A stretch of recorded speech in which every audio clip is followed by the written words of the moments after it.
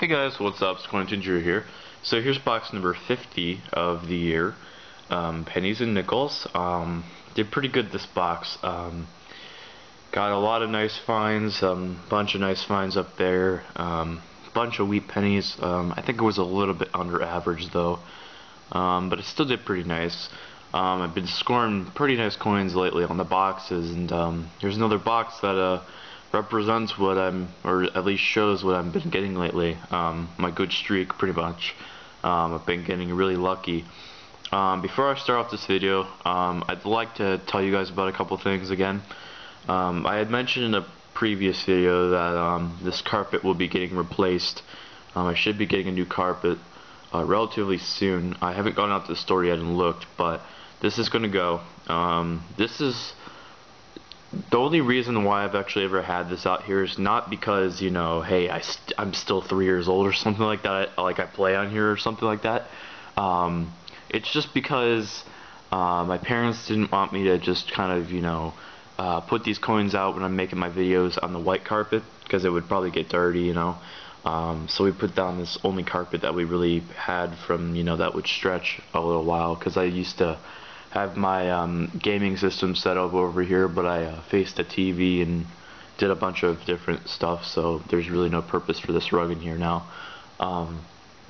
Plus it's peeling. If you guys can see this, I've had this rug since I was, you know, 2 years old, 2 or 3 years old, and you know, there used to be a soft layer under this rug, and it just peeled off, and now it's just like sandpaper under here. You can see that just kind of disintegrates off, and then it gets all over your hands. It's all flaky all over here. So I should be getting a new one of these, new carpet, not like with the cars and crap on it, but you know, it'll just be different. Hopefully, you know, something that'll reach, you know, something that will be kind of like a brighter color, maybe. That's my goal. I don't want to be too dark, because it's not going to look too great in these videos. Second of all, I know Coins Unwrapped made a video. Shout out to my channel. He had mentioned something about my camera always being blurry when I start off. I've mentioned this in the past, but since he's a newer subscriber, I figure I'd mention to my newer subscribers why my camera is always blurry like this. He thought that because I wanted to hide what I got. That's not the reason. It's a macro setting on my camera. I can't really change that from like macro to non. If I could, I would while I'm filming, but I can't. I've tried it. Who knows? But I always keep it in macro, because if I don't keep it macro, I'm gonna have to go back to the loop, and that's not gonna be any fun. And I'm just you know, using what I have right now. I've been searching for a new camera, and I know I've been saying this for, you know, a long time. And then I found the macro setting, and I figured I'd just stick with this for a little while. And I've kind of got off task with that, so I need to, you know, get back on it. But 2015 is a new year. Hopefully I won't be using this Canon camera by the end of the year. You know, I have enough money to go buy out a new camera. I just have to, you know, find which one I really want, because I have a couple narrowed down. So enough rambling here. Let's get started into the video. So to start off, I got some uncirculated or nice coins. I got a 1962. I believe that's a Denver. It's a really nice condition. I got a 1983 D or P. I'm not sure. I think that's a D. I don't believe there's any steps, or there might be like 1 or 2 steps, but you know, it's in pretty decent shape. I only got a nice 1960. Pretty decent shape too. Philadelphia, 57 million minted. I got a first year of the Younghead portrait, 1953. First one of these I've got in a long time. 1953 Younghead. Definitely a nice one. I got a 1958 Younghead portrait. So that was a nice one. And 64 that I always seem to score every box. I got this 1968, and this one's a little bit different. This 1968, if you look down at the mint mark area, the mint mark's like pretty much gone. It's just like a shadow. It's a D mint mark right there, and it's pretty much just like a shadow, like I said. It's like barely even there. Very weak mint mark. Don't know what's up with that. That was interesting. We got 260D small dates. Pretty nice. Moving over to nickels. Only got 4 this time, but like I've said in the past, I do get a bunch of pre-1960 nickels. I just don't keep them all. I keep the tougher dates. So we got a first year the Jefferson nickel here, 1938 plain. Pretty decent shape. Glad I got one of these. I love these coins to death. I just love the 38s. First year the Jefferson. Pretty awesome.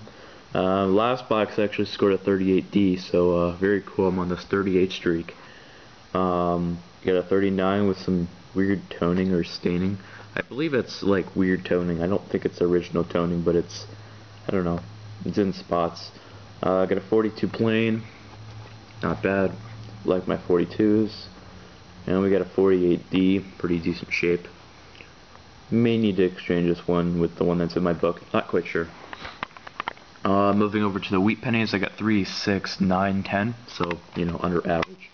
But I still got a nice one right here. 1934, pre-1940. And definitely like this coin because I don't find that many 1934s. I think this is maybe my 3rd one I've ever found coin hunting. I just like the 1934s. I like how they made the date. The 3 is very, very, very cool.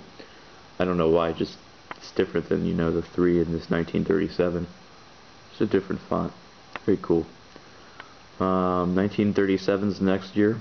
I got a 1944. A little bit more of an uncommon date. 44D, 48, 49, 53D, 56D, 57D, and a very nice 57D. So pretty nice there. I've mentioned this in the past. When I go to cash in my boxes, sometimes I ask for, you know, dime rolls or quarter rolls to go through. I exchange my $125 boxes for $25 in dime rolls sometimes, or 25 dime rolls, not $25. 25 rolls of dimes or 12 rolls of quarters and a dime roll. This time I did 12 rolls of quarters and a dime roll, and I managed to score a 10 pence in a quarter roll. Actually, the last quarter roll I opened up had this 10 pence in it. Very interesting. I believe these all go together like the UK coins or the English coins, or pretty much the UK coins you can call them. But they all go together. I believe they all form an image. This is the 10 pence though. Technically lost out if this is a 10 pence compared to, you know, a quarter, but hey, it's cool. 2008 is the year. Very cool. I'm just gonna go with my foreigns. I would really like this design. I've actually wanted to find one of these and finally did. Probably one of the cooler designs of coin that I've ever really seen. If you look in this area here, see the die, all those fine dots in the die. Now, that's very cool if you ask me. Now if this has been done in the 1700s, which it's obviously not, this die would have been pretty much done by hand. I mean, coin dies were pretty much done by hand back in those days. It wasn't until, you know, the 1900s when they started to, you know, just use the same ones, and they'd have a bunch of the same ones start copying the dies. So very cool. And now moving over to the better finds. I got a couple questionable coins here. Well, actually one questionable coin. I got this 60D right here.